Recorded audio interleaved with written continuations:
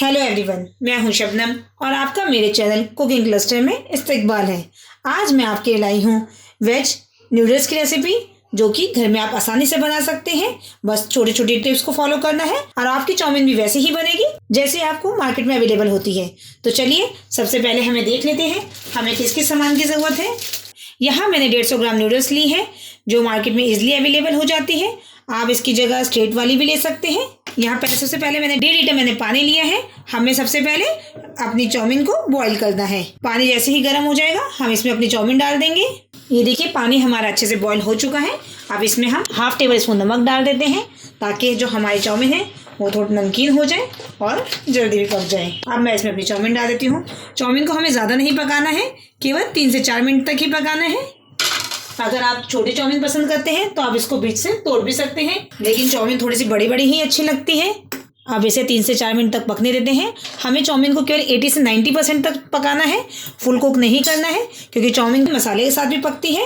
अगर चाउमीन को हम अभी ज़्यादा पका देंगे तो बाद में जब हम इसे वेजिटेबल्स के साथ मिक्स करेंगे तो ये टूट जाएगी और स्टिकी भी हो जाएगी। इसलिए हमें चाउमीन में एक बाइट रहने देना है और 80 से 90% तक ही कुक करना है। चलिए 4 से 5 मिनट तक हम चाउमीन को बॉईल कर लेते हैं। चाउमीन को बॉईल होते हुए लगभग 3 से 4 मिनट हो चुके हैं। बस इतने ही हमें पकाना है। गैस की फ्लेम को हम बंद करके सारी चाउमीन को स्ट्रेन कर लेते हैं। ये देखिए मैंने सारी चाउमीन को स्ट्रेन कर लिया है छन्नी में। अब मैं इसके ऊपर से ठंडा पानी डाल दूंगी, ताकि ये बिल्कुल भी ना चिपके और इसका जो बॉइलिंग प्रोसेस है, पकने का प्रोसेस है, वो एकदम खत्म हो जाए। ये मैंने चाउमीन को ड्रेन करके इस पर ठंडा पानी अच्छे से डाल दिया है, ताकि ये ठंडी हो जाए और ये स्टिकी भी ना रहे एकदम, क्योंकि इसमें स्टार्च होता है। अगर हम ठंडा पानी ऊपर से नहीं डालेंगे तो ये चिपक जाती है। अब छलनी में मैंने रख दिया है ताकि सारा पानी इसमें से ड्रेन हो जाए। और उसके बाद हम इसमें 1 चम्मच ऑयल डाल देंगे और इसको स्पैचुला की हेल्प से मिक्स कर देंगे उस तेल को, ताकि हमारी चाउमीन बिल्कुल भी एक दूसरे से ना चिपके और एकदम खिली खिली बने। चाउमीन का सारे पानी निकल चुका है, ड्रेन हो गया है। अब मैं इसमें 1 टेबल स्पून कुकिंग ऑयल डाल देती हूँ और इसे स्पून की हेल्प से अच्छे से मिक्स कर देती हूँ। इससे क्या होता है कि हमारी चाउमीन एक दूसरे से चिपकती नहीं है और वो एकदम खिली खिली बनती है। अगर आपने हमारे चैनल को सब्सक्राइब नहीं किया है, हमारे चैनल को सब्सक्राइब कीजिए और हमारी आने वाली नई वीडियो की नोटिफिकेशन के लिए बेल आइकन को प्रेस करना नहीं भूलिएगा। चलिए फ्राई पैन में हम आगे का प्रोसेस स्टार्ट करते हैं। ये मैंने फ्राई पैन गर्म होने रख दिया है। जो भी चाइनीज़ डिशेस होती है वो हाई फ्लेम पे पकती है, इसलिए आप इस बात का ध्यान रखेंगे कि आपको मीडियम फ्लेम नहीं, आपको इस पूरी चाउमीन के प्रोसेस में फ्लेम को हाई ही रखना है। चलिए अब इसमें मैं 2 टेबल स्पून ऑयल डाल देती हूँ और उसे गर्म होने देती हूँ। चलिए ऑयल हमारा गर्म हो गया है। अब सबसे पहले हम अपने गर्म ऑयल में यहाँ मैंने 6 से 7 लहसुन की कलियाँ ले ली है, वो इसको डाल के हल्का सा सौटे कर लेते हैं। हमें ज़्यादा ब्राउन नहीं करना है, केवल इसका कच्चापन 2 मिनट तक पकाना है। 1 से 2 मिनट से ज़्यादा फ्राई नहीं करना है। अब यहाँ मैंने 1 मीडियम अनियन भी लिया है, इसको भी मैं इसी ऑयल में डाल देती हूँ। और ये मैंने 4 to 5 चिली ली है, हरी मिर्च ली है, आप अपने टेस्ट के अकॉर्डिंग लीजिएगा। इसको भी सौटे कर लेते हैं हम। चलिए प्याज और लहसुन को पकते हुए 1 से 1.5 मिनट हो चुका है। हमें इसको ओवर कुक नहीं करना है, हमें इसका क्रंच बनाए रखना है। अब इसमें हम कुछ सीजनल वेजिटेबल्स ले लेते हैं।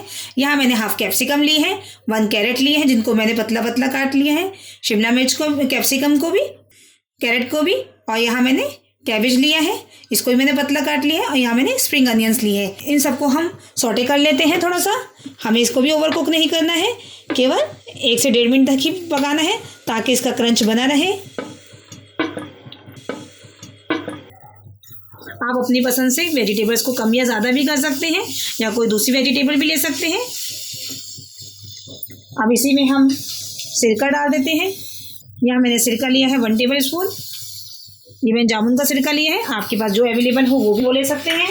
यहाँ मैंने डार्क सोया सॉस ली है, लगभग 2 टेबल स्पून। अगर आपके पास लाइट सोया सॉस हो तो थोड़ी सी क्वांटिटी को आप बढ़ा देंगे। इसको भी हम इसी वेजिटेबल्स के साथ मिक्स कर लेते हैं।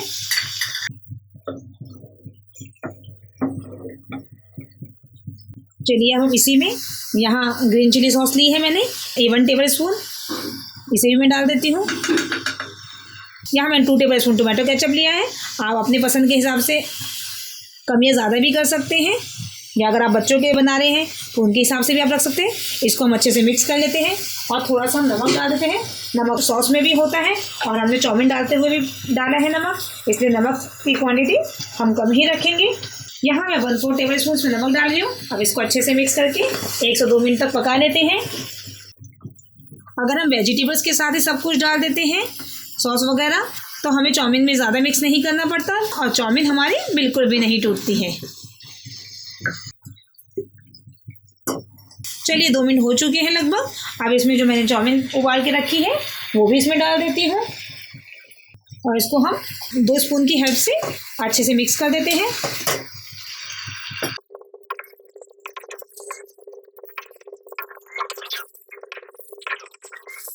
ये देखिए हमने अच्छे से मिक्स कर लिया है चाउमीन को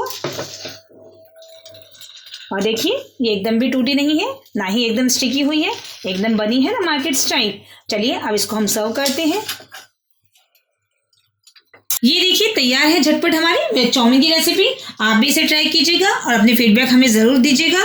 बस छोटी छोटी बातों का ध्यान रखना है जिससे आपकी चाउमीन भी ऐसे ही खिली खिली बनेगी जैसे कि यहाँ पे मेरी बनी है। ये देखिए एकदम भी चिपकी नहीं है और देखिए कितने लंबे लंबे स्ट्रिप्स हैं, बिल्कुल भी टूटे नहीं है और बिल्कुल भी ओवर कुक नहीं हुई है।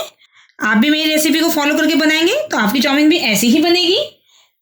चलिए अब हम इसे थोड़ा सा गार्निश कर देते हैं ग्रीन प्याज के साथ ताकि देखने में भी अच्छी लगे। चलिए मेरी रेसिपी को फॉलो कीजिए और अगर आपको मेरी रेसिपी पसंद आई हो तो आप मेरी वीडियो को लाइक कीजिए, मेरे चैनल को सब्सक्राइब कीजिए और आने वाली नई वीडियो की नोटिफिकेशन के लिए बेल आइकन को प्रेस करना ना भूलें। आप कमेंट सेक्शन में हमें ज़रूर बताइएगा कि आपको मेरी रेसिपी कैसी लगी और आप जब इसे ट्राई कीजिएगा तब भी अपने कमेंट ज़रूर मेंशन किया कीजिए। आपके जो कमेंट्स होते हैं वो आपका प्यार होता है, मेरे लिए एक मोटिवेशन होता है। चलिए जल्द ही मिलते हैं नेक्स्ट रेसिपी के साथ, तब तक के लिए अल्लाह हाफिज़।